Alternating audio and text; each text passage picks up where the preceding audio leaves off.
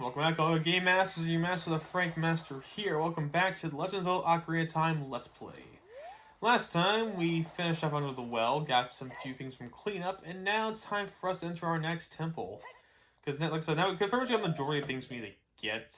It's going to take less time between the temples to get. And make sure you get Den's Fire for this, because it may just go by a lot quicker.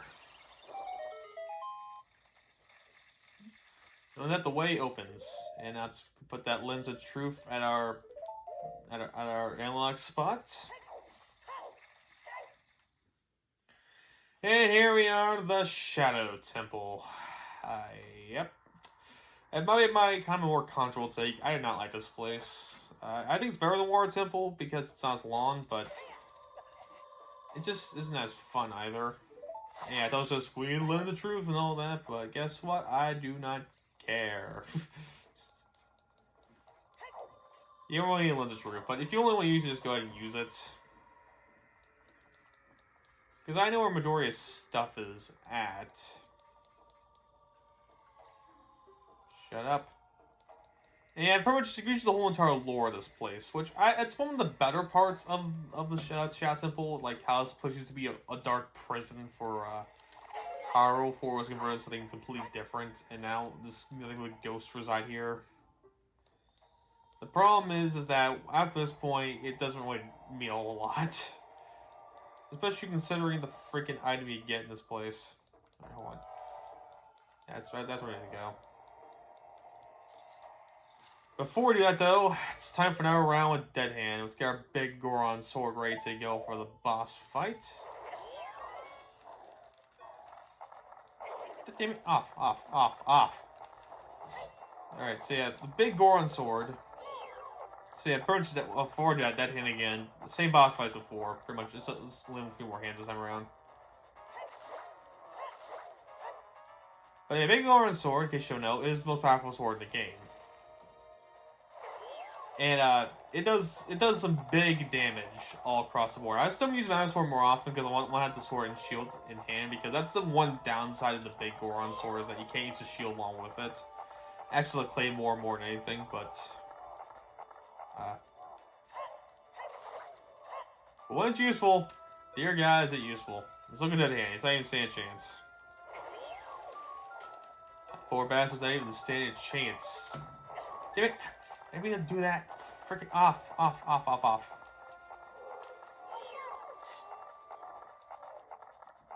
Shimmy, shimmy. And he's dead.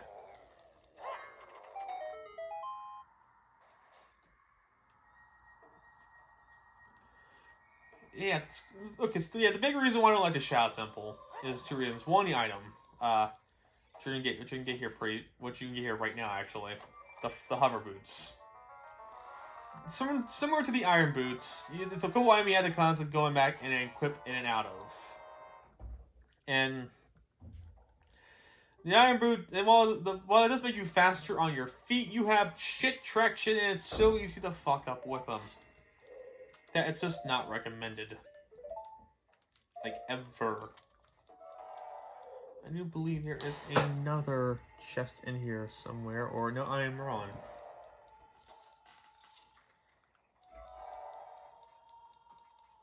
I know there's a map. I remember getting the map here, though. Just remember where it's at.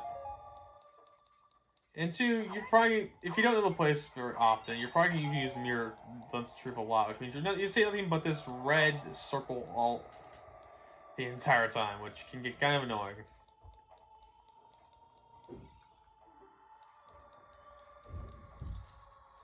Yeah, here's the map. After this redeck goes down.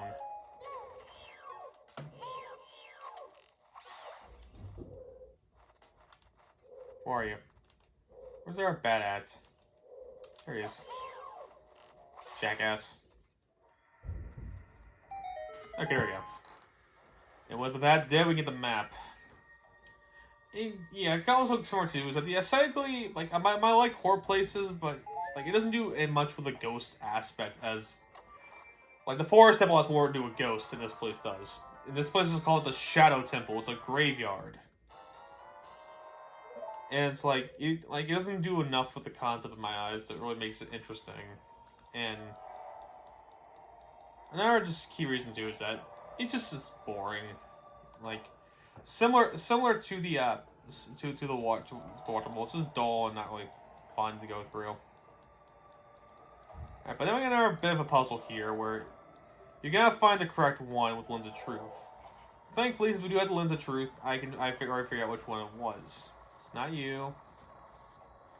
And if you're on, you gotta reset the entire room entirely resets. Alright, let go here, and it should be on the correct one.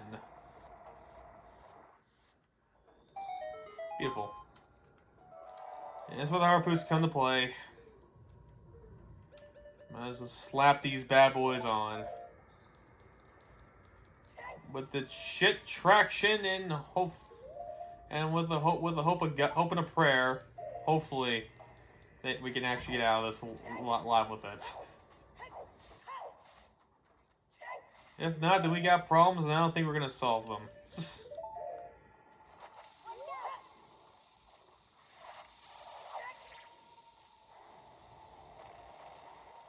Okay, problem solved.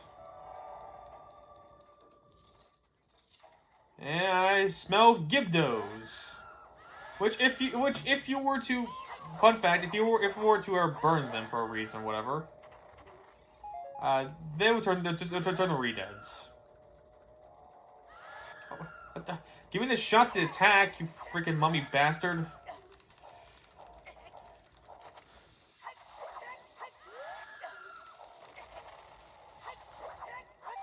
There we go. Dead as a dick. Now, I believe this is the compass. I don't hate this place. I should probably stress too. It's just not really a fun dungeon.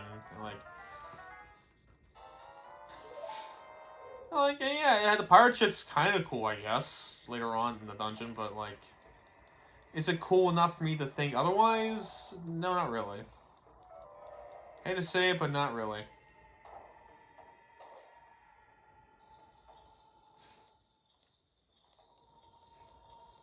Plus, the Golden Scatolas here are also probably the least creative of the bunch.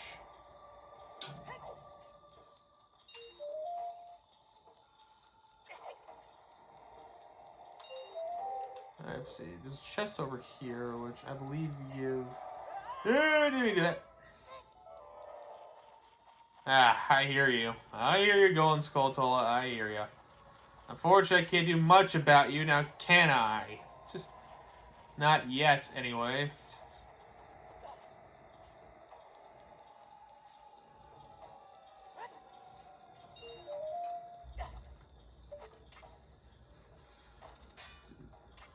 So another topic to talk about, I guess, is I finally finished watching Avatar: The Last Airbender for the first time, and I figured I might as well, because we're going to be this for a little while, might as well get my initial thoughts on the show, because, I mean, it's kind of what reason I'm watching, because, like, I kept hearing, it's great, frankly, gotta watch, and all that shenanigans, and here's my honest review of the show, based off the thing I watch.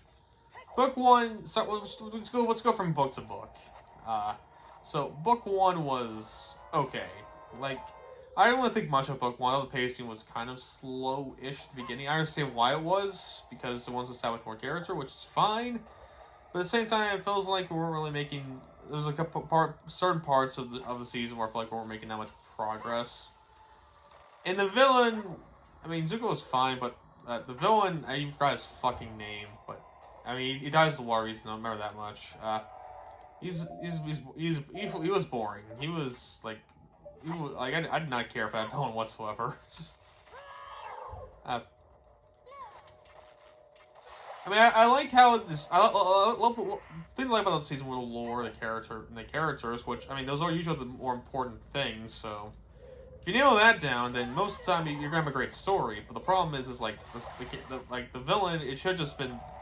In my honest opinion, it should just stuck as Zuko as the villain of book one, instead of just having whoever General What's Face be a villain, because like he wouldn't add much of anything. Oh, it could have been Azula doing it the entire time, and that would have been just fine. But it made a lot more sense. Yes, I know, wall masters. They are a problem. We're just gonna ignore them. They do not exist.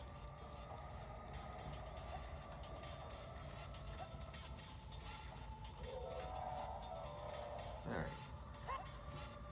See, a bit of a room here. Oh boy, hey, how's it going, Stalfos? How you doing? Hi, how you doing? See your return.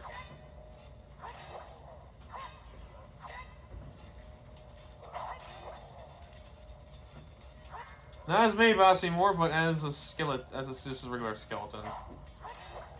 But yeah, but outside of the book one was fine. Like I enjoyed the majority of the episodes. I did think the characters were pretty good.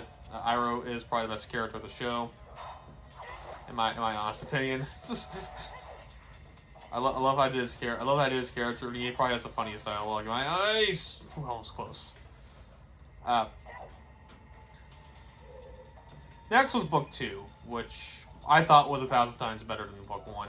Like, Toph added the group, added another dynamic that worked wonders in my eyes. And in case you're wondering, yeah, there's an invisible thing here.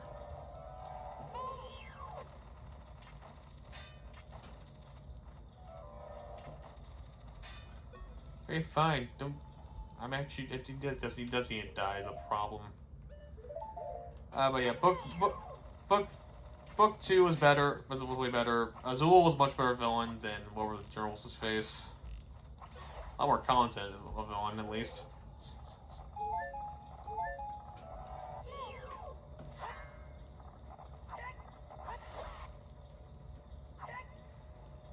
No, back off. Back off. No touchy. No touchy. None. You don't touch us. Yeah, I hear you, Skulltola. Here's the thing here. I don't need hearts anyway. There's another bat here.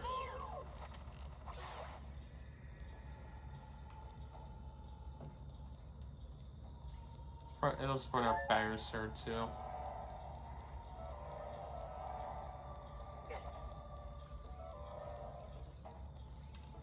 Where is that bat at? Wait, that's not bad here. It's like, oh yeah, it is a kill the enemies. We're talking about. Just gotta find the last enemies. There it is. There he is. Trying to escape you, weren't you?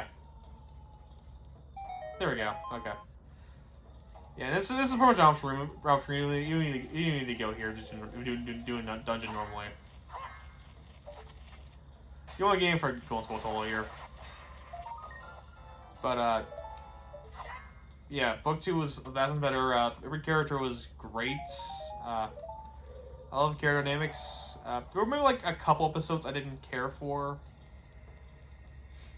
Like Secret Tunnel episode. Much as I love the Secret Tunnel song, it's just the episode itself didn't really feel like that's something I really cared for. But outside of that, and also not just Azobadiah, Leos being more intriguing villains as well in terms of how they're not exactly in character, but more in what's the fucking term I'm looking for? I didn't mean to do that. Not necessarily in character, more in concept and how they work in terms of like how they try to shelter the people of Boxing City and how they turn to safety for control, which was I think it's a great dynamic. Why did I fall off there? Jeez. I mean, I fell off a long time ago, but and then book 3 came along, which in my opinion is probably one of the best stories I've read or watched in a while. I love how Zuko's development finally. Okay, I'm just gonna say it over and over again. I love how Zuko's development finally came full circle.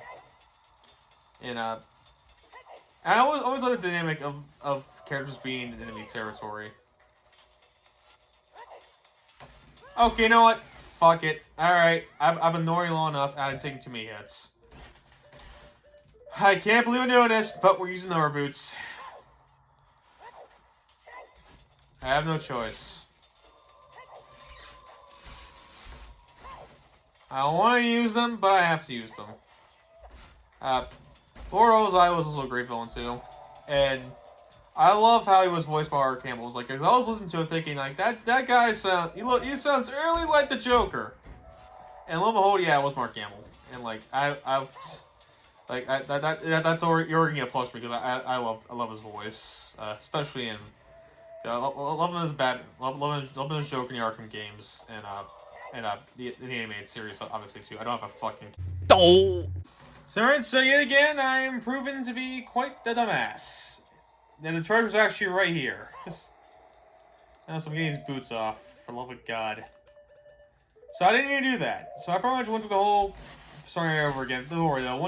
I also realized once you already solved the puzzles, like it doesn't even matter. Just on the fact that I guess I was just wrong. Plain wrong. Plain simple. We're supposed to go there yet. Is a thing. I was wrong and an idiot and stupid, and yes, go ahead and call me an idiot because I am an idiot. I deserve to be called an idiot. Because that's what I am. An idiot. But trust me, you already knew this. But yeah, going to Avatar real quick. What the fuck? Okay, wow, I did not see that coming. Alright. But yeah, book 3, my opinion, was easily the best book. The character was for character that's best, and overall, I believe it had one of the better finales I haven't seen in a while. In case you're wondering now, I do not show any interest in watching the Netflix live action show. Okay, I'm just bum rushing at this point. However, I do just play interest in watching the Legend of Korra to see. Because, like, I always viewed Avatar as, like, the Last of Us of, there we go. The Last of Us of cartoons, where everybody and their grandmother loved the first story. And think it's probably one of the best stories ever. And whether right or not, I mean, I'll leave that to the beholder. But the point stands is that it is, in their eyes, one of the best stories ever, and well, I can kind of agree that it is easily one of the better stories I've seen in a while, but that's more because I'm not watching a lot of bad stories of late. But in terms of Legend of Korra and both Last of Us Part 2. It is easily one more contentious titles in both frames. What I mean by that is that both Legend of Korra, and Last of Us 2, like, people who love it really feel strongly about it. Like, they think it is easily contends with the first one. Not only contends, but also maybe it surpasses it. But those who hate it really hate it, and like they think it's one of the worst things ever, and think it's just has no chance to be complete. Shits on the first one's legacy and all that. I'm probably making some of that stuff up, but I think I should watch it for myself to get my own opinion on it, because I haven't watched it yet. I can only go so much by word of mouth. I will be the judge of if it's good or not, and at the end of the day, it's an opinion. Like, I come to the conclusion that regardless of what I think of something or what you might think of something, that shouldn't matter. It shouldn't really matter as much as you think it does. It just matters of how, like, yeah, we can say something's objectively better than the other. But at the end of the day, if you feel strongly about something and you like it, like, what's stopping you from liking it? Like people who hate it, like, people who do hate it, like, they have a reason to hate it. They're not forced to like something because everyone else likes it. It's kind of like the idea of why back when people were still saying that Ocarina is one of the best games of all time, because, like, why hate something because everyone, like, why hate someone who doesn't like the thing everybody likes? Like, it's not meant for everybody, and that's something that needs to be acknowledged, because if it's just not meant for everybody, then don't try to force down people's throats, because because no one wins when you do that. And and it also goes vice versa too. People hate it. If you're hating something that people like, and you're not really getting the chance to really like the thing, just say yeah, it just sucks. It just sucks. So you just for sake of be different. Like you don't do that. Like let them enjoy it. What harm is it to you that they're enjoying something that you don't? The answer is none because there is no harm. Fuck off. Fuck off. Okay. I think we're gonna do more puzzle room. I think we're gonna call it a part for now. This is about the half. I think this is about the halfway point of it anyway.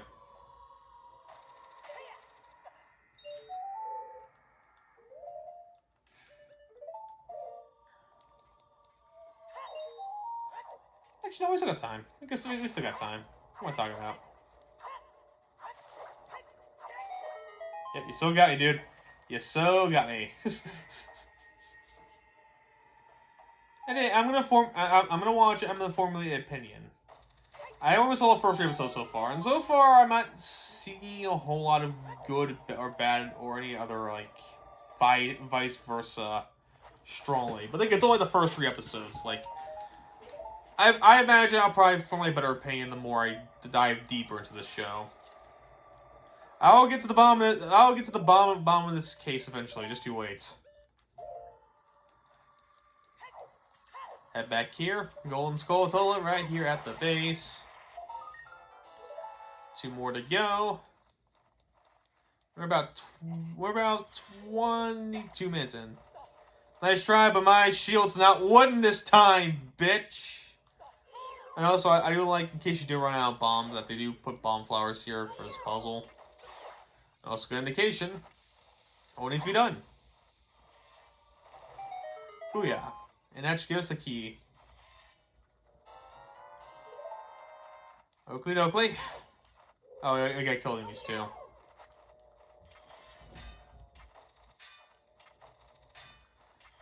Get the fuck down from there! Yeah, Veros, just kill it. I know there's another bed up here.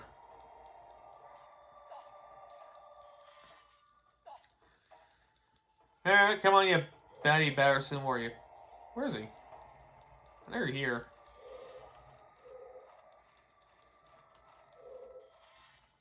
There you are. Jackass. I'll be honest, I'm not a big fan of those rooms where you gotta kill the tiny enemies because the bats are super small and kind of quick. At least quicker than you. And it can get kind of annoying. And boop. I believe we're gonna end there. So thank you all for watching. Be your Master with Frank Master. Continue to master this game out in the next part. So I'll see you guys then.